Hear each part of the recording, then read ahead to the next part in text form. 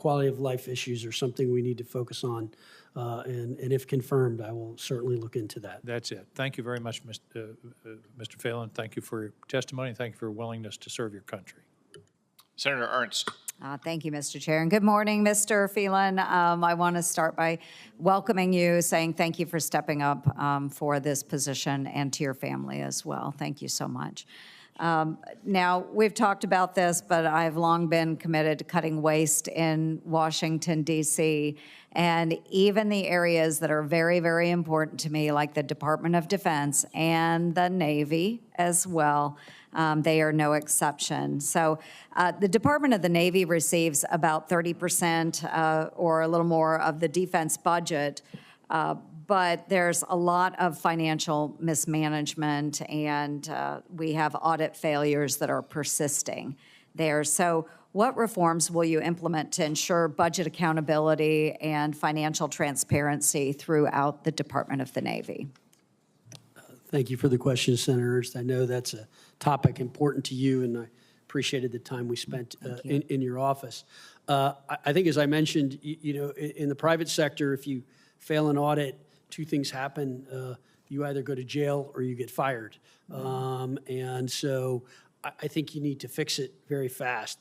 What I don't currently know, and I've gotten two different answers as I was getting kind of preparatory briefs, is some have said we have the systems in place to tell us where everything is, and others have told me we've got 3 more fleet commands to get done. So I don't know the answer. Okay. I will get the answer if confirmed and get to it very quickly. I think it's, you know, candidly, we should be embarrassed that we cannot pass these things and that we don't know where they are. That's important. And it's little things that you don't do that start to become big problems later. And so I suspect that financial sorts of management, financial discipline are just not viewed as that important throughout the Navy, and it's always that they'll get the money. And I think that just needs to change. That's a culture change. That's a shift. I think we need to be more transparent, more communicative, and if confirmed, I will sit down and very quickly we will get our arms around when we will get this done. I know that Congress and the committee has authorized us to meet an audit by 2028. My question is if we have all these systems in, why can't it happen this year? I've not gotten that answer, but I promise you I will, and you will hear directly from me and straight from me if we can't get there and the reasons why. And I will endeavor to get those fixed as quick as possible.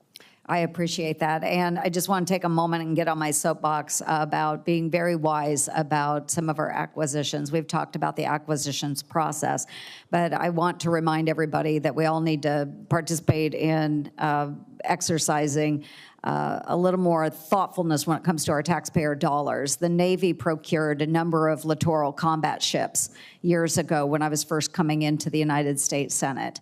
The Navy didn't want them, the Navy didn't need them, and yet the primes, the Congress, everybody said you're going to have them. So we ran into a number of issues with those. Many of them they're just unusable. So they have been mothballed already. We spent billions and billions and billions of dollars on ships we didn't need, can't survive. What a waste. That money could have been poured into other systems that we're talking about today.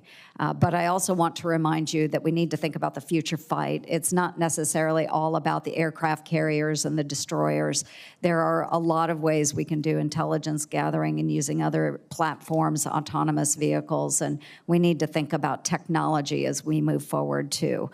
So we don't have to rely solely on these ginormous prime systems that are out there. So with that, and just very little time remaining, we do still have a lot of personnel and workforce challenges, but also the supply chain struggles, which have left many of our ships waiting for critical spare parts and maintenance. We have about a $1.8 billion backlog of deferred maintenance. What are your thoughts on getting to those backlogs? How can we reduce that?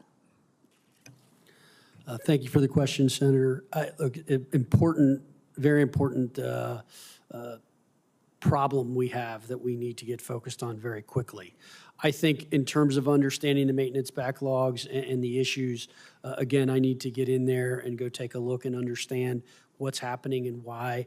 I've heard different things. It's almost, I feel sometimes when I've been in these preparatory meetings that it's like a contractor doing a project. It's always someone else's causes and problem.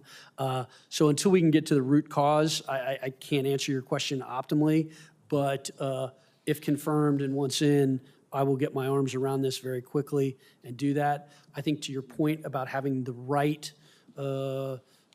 arsenal, the right tools, I intend to sit down with the combatant commanders to better understand what it is they need and why.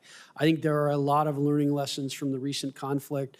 I think there's a lot of implications on the Navy in terms of what's happened in some of these recent conflicts and understanding what weapons we need. Most important, we can't fight yesterday's fights. We have to fight tomorrow's fights. So incorporating all that, I think, will be very important and critical. Wonderful. Thank you very much. Thank you. Senator Rosen. Thank you,